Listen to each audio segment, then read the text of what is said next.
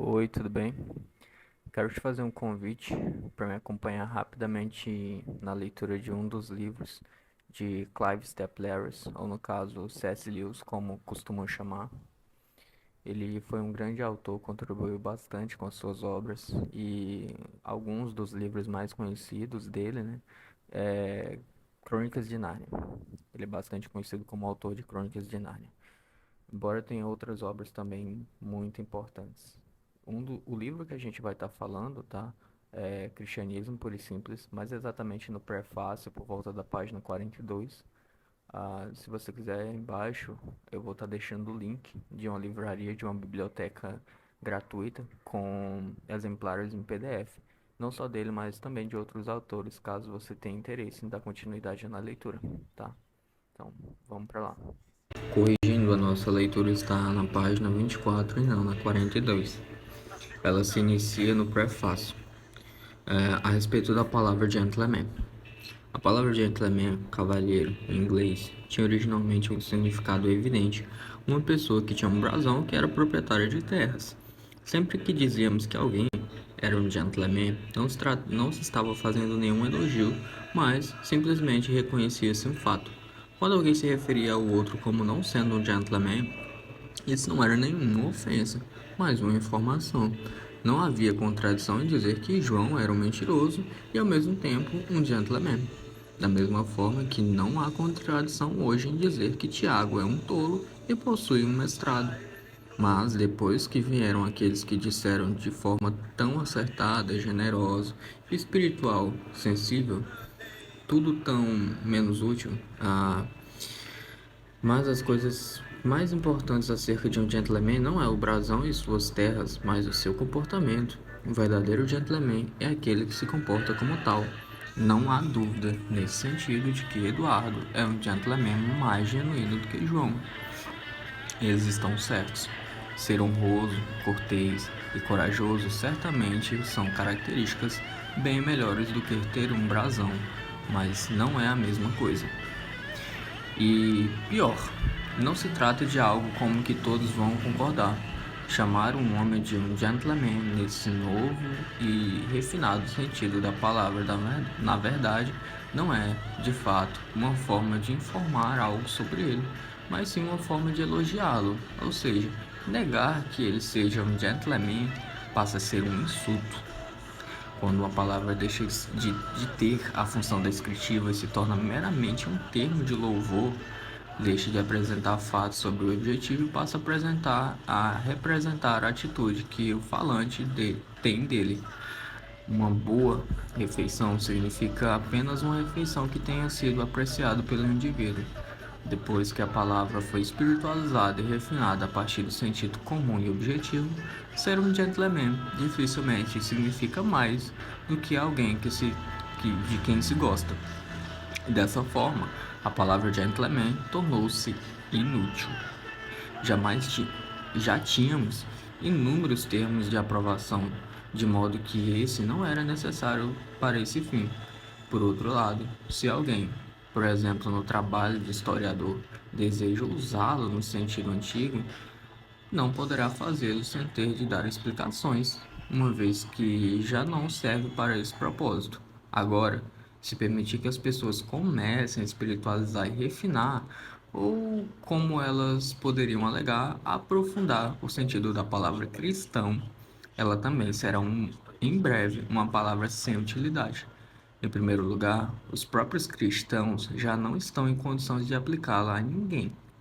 Não cabe a nós dizer quem, no sentido mais profundo do termo, está mais próximo do Espírito de Cristo. Também também não conseguimos olhar dentro do coração das pessoas. Não cabe a nós fazer tal julgamento. E na verdade, somos proibidos de fazê-lo. Seria a mais pura arrogância dizermos que alguém é ou não é um cristão no sentido refinado. E, obviamente, uma palavra que nunca pode ser aplicada jamais se tornará muito útil. Já os incrédulos, sem dúvida, ficarão contentes por usar a palavra no sentido refinado, uma vez que, na boca deles, ela não será mais do que um elogio, mais que um elogio. Ao chamar alguém de cristão, para eles isso não significará nada além daquele indivíduo que é um bom homem. Mas esse modo de usar a palavra não representa nenhum enriquecimento da linguagem, uma vez que já dispomos o objetivo bom.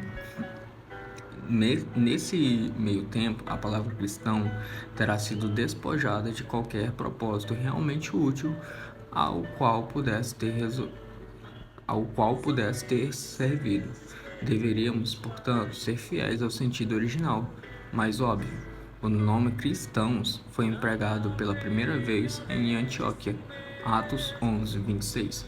Só para mensurar aqui Atos, tá? Para a gente ver, Atos 11, 26, que fala a respeito disso. Depois de Barnabé, foi a Tarso procurar Saulo e, quando o encontrou, levou a Antioquia. E durante um ano inteiro se reuniu naquela igreja e ensinaram numerosa multidão. Em Antioquia, os discípulos foram pela primeira vez chamados de cristãos.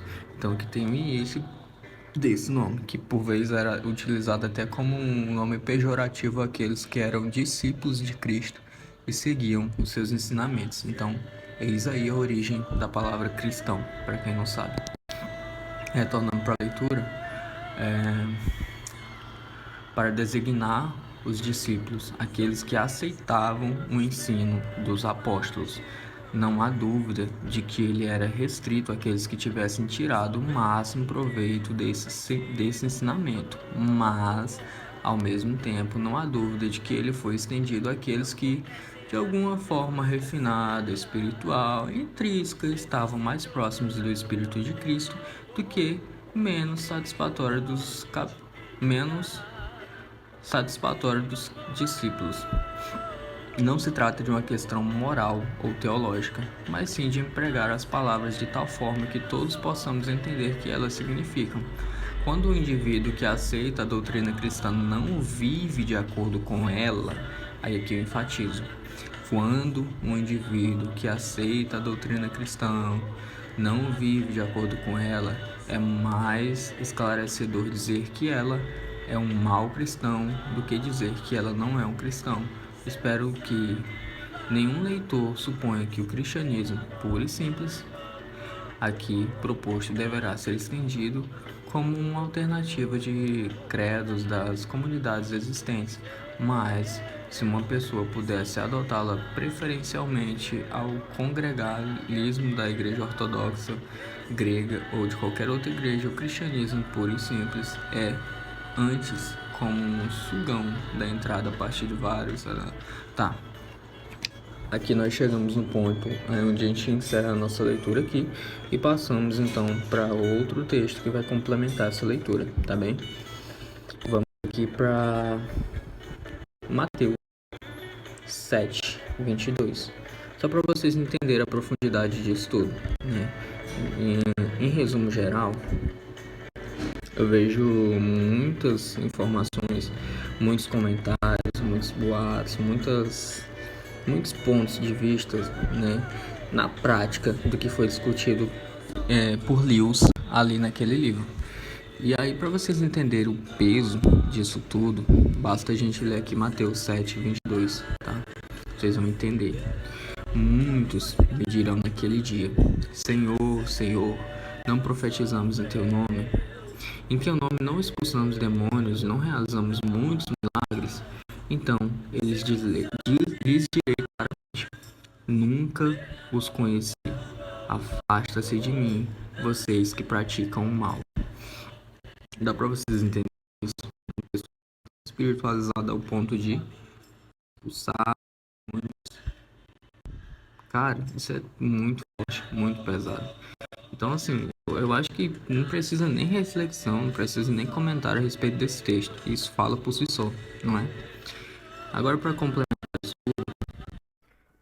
complementar isso tudo, por que eu trouxe esse texto? Porque, como o Lewis diz, na palavra refinada, eu não tenho a menor capacidade de olhar dentro do seu coração ou de qualquer outra pessoa e dizer se você é cristão ou não. Mas, quando Cristo veio, ele deixou uma certa mensagem pra gente, pedindo para que a gente levasse a palavra dele até os confins da terra. Embora aqui muitos tenham uma concepção de quem foi Cristo, o Evangelho e serem bem espiritualizados, de certa forma, alguns que até se dizem cristãos estão perdidos em seus conceitos e informações. Às vezes não conhecem de fato o verdadeiro Evangelho. E apesar de expulsarem demônios em seu nome, a sua intimidade com Cristo é tão pouca que esse texto de Mateus pode se cumprir. Então, saiba que ainda dá tempo, tá? Entenda que a vida cristã é muito além de sentimentos, daquela sensação de que sempre o Espírito Santo vai ter que te levar às nuvens, de uma descoberta através de sonhos milagrosos como Daniel e falar em línguas e tudo mais. É uma escolha, tá bem? E como Lutero uma vez disse, em seu batismo ele achava que ao mergulhar nas águas o velho homem iria morrer e ele sairia renovado, santo.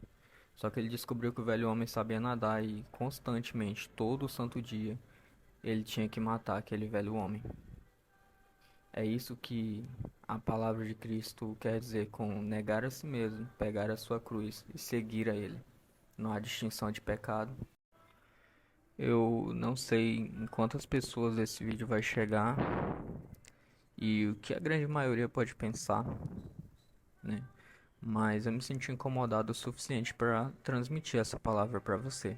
Então, se você está me ouvindo e essa palavra de alguma forma tocou no seu íntimo, ao ponto de te fazer pensar e refletir a respeito disso, na profundidade e importância dessas palavras, que não sou eu, Daniel, que estou dizendo, mas o próprio Cristo, através de pessoas que se empenharam em sua intimidade para estar próximo dele, valeu a pena. Valeu muito a pena. E entenda que ainda há tempo. Então, o dia de amanhã não pertence a nós. Tá? A gente não sabe o que vai acontecer nem daqui a um minuto. Então aproveite enquanto há tempo. Tá? Forte abraço.